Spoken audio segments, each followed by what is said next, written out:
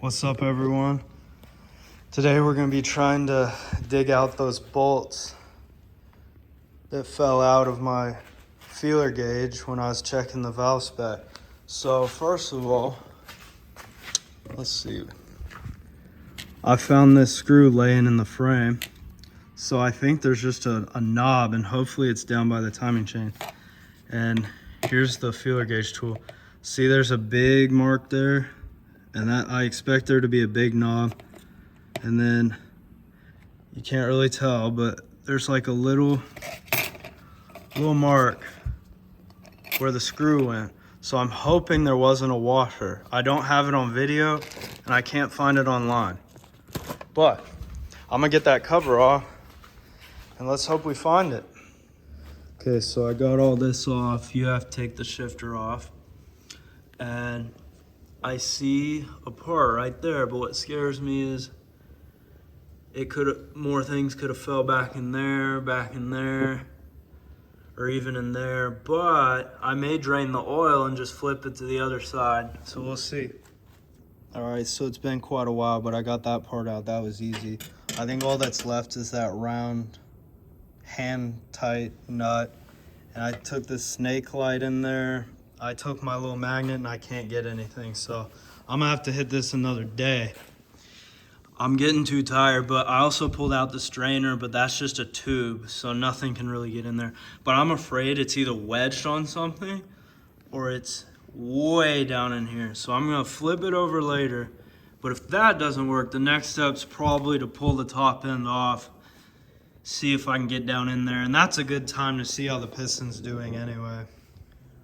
Quick update, I cranked the bike really slowly and it did actually lock up. So something is in there and now it's free again, but I didn't hear anything. So I'm gonna pull the entire motor and shake it around and try and get things out. And if not, then we're taking the whole thing apart.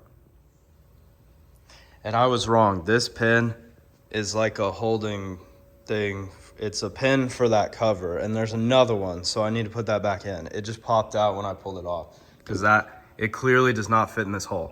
So far I haven't found anything in the motor because that screw was just laying in the frame. So the screw that's in here that holds all that together, there it is. Exhaust is off. Luckily that wasn't too hard. Next, I'm gonna get all the coolant and the remaining oil out of it and then unplug all the hoses and the wires and crap.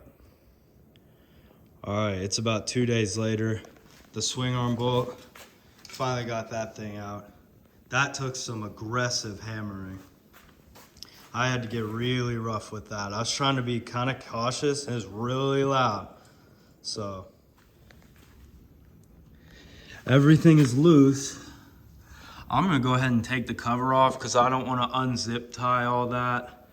And I'm just gonna take a coat hanger and hang that with a Ziploc bag. I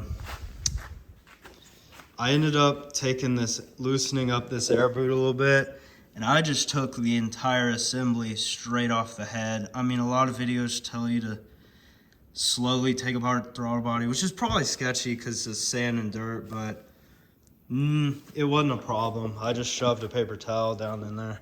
Luckily, nothing fell down in there from what I could see. So it is very heavy and I'm still struggling with strength issues, so this might take a while, but I also scrubbed it and cleaned it the best I could. But that is gonna take some heavy degreasing. I know it looks like I didn't try, but it's pretty messy. More problems.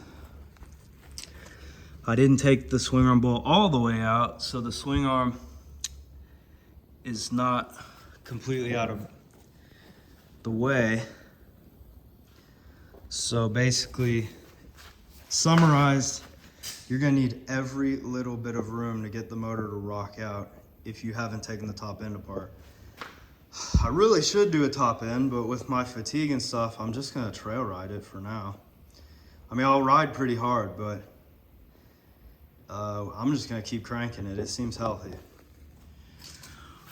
Still not coming out, but I actually, by the way, had to get the swing arm bolt all the way out so the swing arm would move. But probably one of the biggest problems is I just was trying to be a little cautious and lazy. and quick, is leaving the throttle body, leaving the hoses. It's not allowing me to, I can move the hoses, but it's just not allowing me to rock it. And if that was removable, it would come out, but most people have their top end off by now. So it's just amazing to me how wedged in there it is, even though it looks like it just would slide right out, but it is very heavy for me.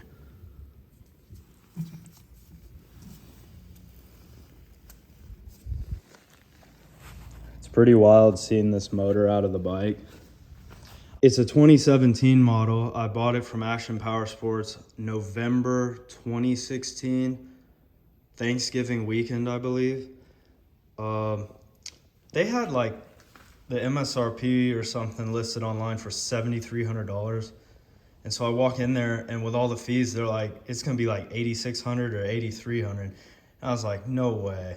You have it listed online for $7,300. So with a lot of talking, I got this thing for $7,300 before it was even 2017. So it's a one owner titled bike, but now it's time to dig out the parts.